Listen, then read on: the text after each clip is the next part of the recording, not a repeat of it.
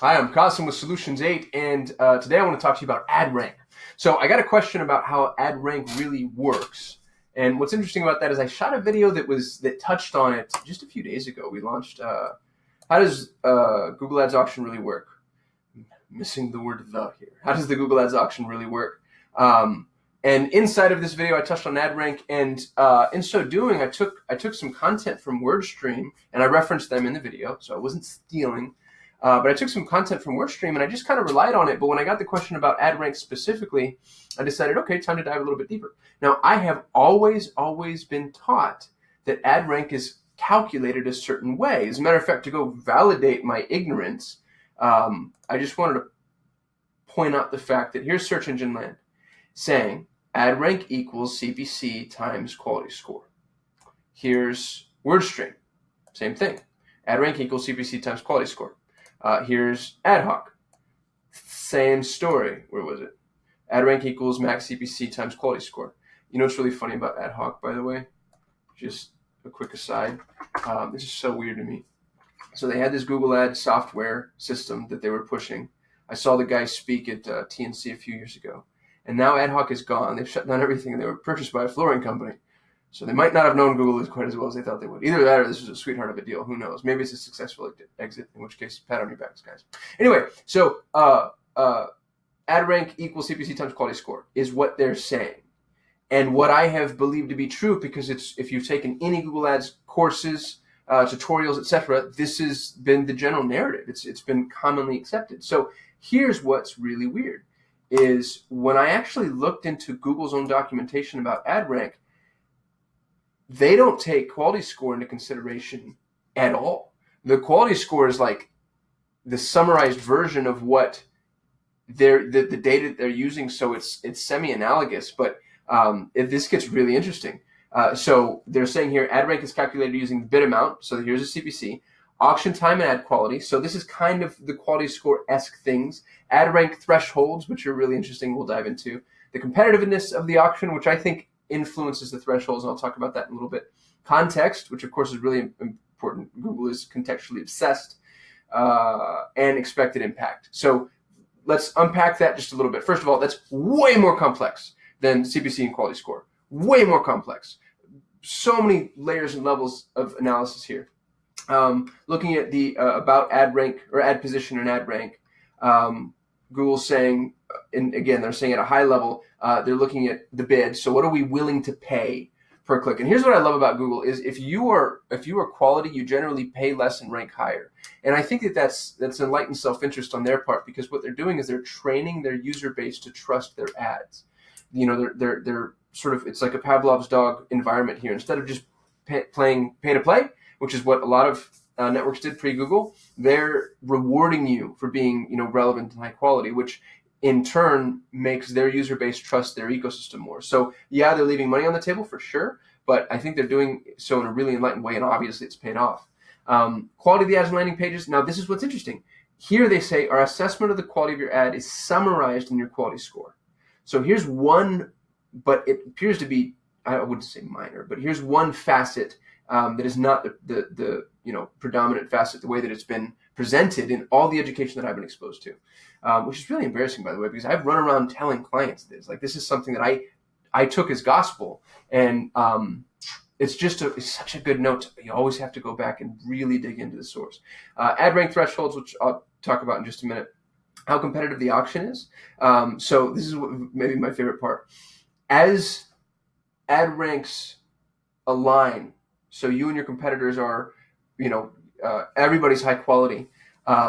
Google is now saying you're going to pay to play, and Google it is as much as, and this was in my last video, but Google is based off of a Vickery. I forget all three names. It's like Vickery Clark Gable or something, but Vickery auction model, which says that the highest bidder wins the bid but pays the second highest bidder's price. Well, when you start to think about the way that works, you can see how a very mild change in the competitive market can send CPCs soaring. So Google's sort of warning us, preparing us for this. Contextual search, of course, this comes into play. That's one of the things that sort of shames me a little bit. The fact that I didn't catch this sooner is the fact that CPC times quality score is it's too simple, and quality score didn't have context associated with it, or at least not to this degree. and then the expected impact. And this is specifically for ad extensions and other ad formats, which are the supplemental facets of the ads that Google may or may not add. So this is how ad rank is calculated. And I scoured the internet, and outside of a couple of crackpots that were making guesses, Google does not reveal their formula at all. And which makes a ton of sense because they'd want to keep something like that close to the chest. Otherwise, you'd be able to reverse engineer it. So know that this is sort of an amalgamation of different factors, and Google's not necessarily telling us what's prioritized. You can intuit based on, how they're presenting this information. What I think is really interesting about ad rank thresholds is basically what Google's doing is they're saying that, and I think this is again to protect, maybe first and foremost to protect their ecosystem, but they're saying if you don't reach a minimum threshold, we're not going to show you regardless of what the competitive market looks like. So it's like a control group for the auction. And I would assume, and I can't prove this obviously, but I would assume that's put into place in order to make sure that there's no such thing as an underserved market where advertisers can go in and kind of play bargain basement junk.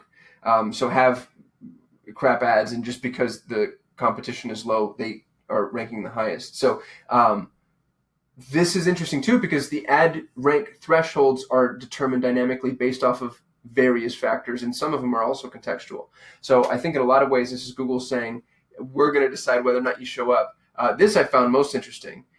If your ad is the only eligible ad, you'll pay the reserve price. So Google has a minimum, which also lends itself to a little bit of price fixing. Where Google used to be a very organic auction, it looks like now they're requiring minimum entries, which is fine. I mean, there are auctions that do that, but they have a reserve price, which I don't know when this was put into place. I guess I could do some research on that, but I know for a fact it wasn't there when we first started managing Google Ads, because you would see entry-level CPCs that were a penny.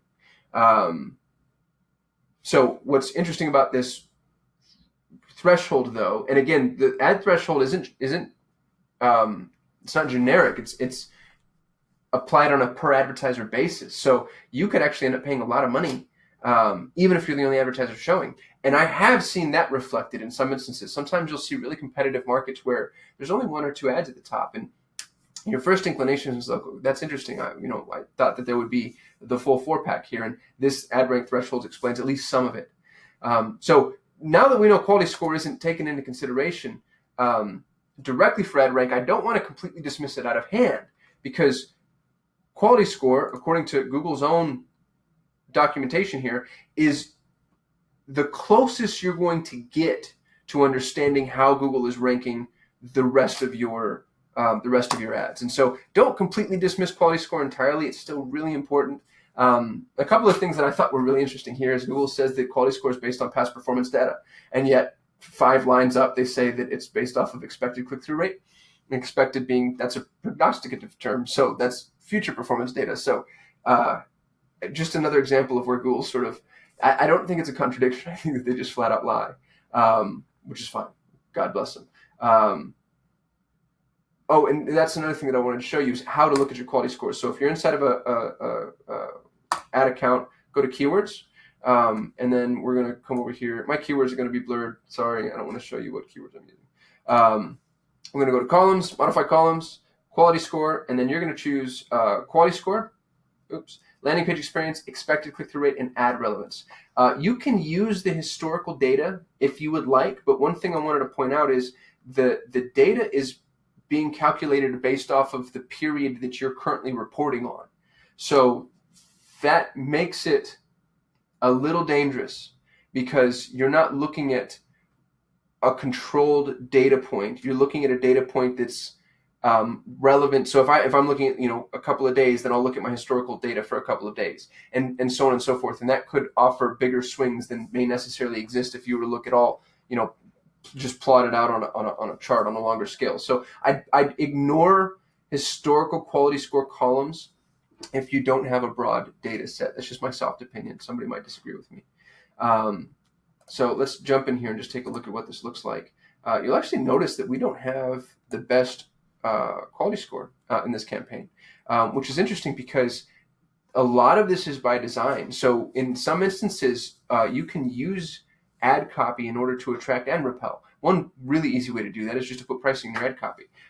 As far as a Google Ads agency is concerned, we're definitely not the cheapest. I'd say if you talk to 10 agencies today, I'm more expensive than 6 of them.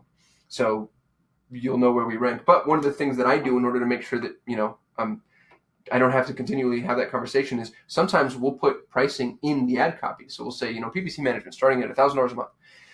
And that's enough to keep people from clicking through, but that's also going to hurt your expected click-through rate. So you'll notice that I've got an expected click-through rate that's below average. I don't want to fix that because I don't necessarily want an exceptionally high CTR, because it costs me more time to intake that lead than the amount of money I would save in improving my CTR in theory. I could be wrong, but that's just my impression, my understanding of what's going on here. Some other issues too is, if you're bidding on expansive searches, we do Google Ads management, but if I bid on pay-per-click, well, the quality score for my page might not be quite as high. However, I don't want a generic PPC landing page because I want to start people on Google Ads. I don't necessarily want you if you want to start off on Facebook or AdRoll. We'll run those networks later, but I'm trying to reframe the paradigm here. So if you search for PPC, I'll bring you to my Google Ads landing page, and if your on-site or on-page experience is poor, or I'm not quite as relevant, that's okay because it aligns with my business goals. So just understand that quality score is not the end-all be-all. And you're not always, if you have strategic reasons why you would approach certain things in maybe a modified manner that's not up to Google's absolute recommendation, that's perfectly fine. But all that said, I just wanted to, maybe put a bow on this discussion and say that ad rank is not calculated the way that we thought that it was, or at least the way that I thought that it was and the way that I've been taught that it was. Instead, we're looking at a far more complex algorithm that Google has not, opened the lid on, so to speak. So I'm going to include links to these documents in the description of this video. I'll also include a link to my previous video, how Google auction really works, because even though my ad rank calculation was incorrect, it's still really good to know how the auction works on a broader scale, and that does come directly from Google. So anyway, I hope this was helpful. If you have any questions for me, if you know something I don't, hit me in the comments. If this was helpful, give me a thumbs up. Make sure to subscribe. If I get 1,000 subscribers, I get to go live, which will be tons of fun, because then we can interact and you can ask me questions live and try to put me on the spot and see how stupid I really am, which should be fun. That's all I got. I'll see you next time.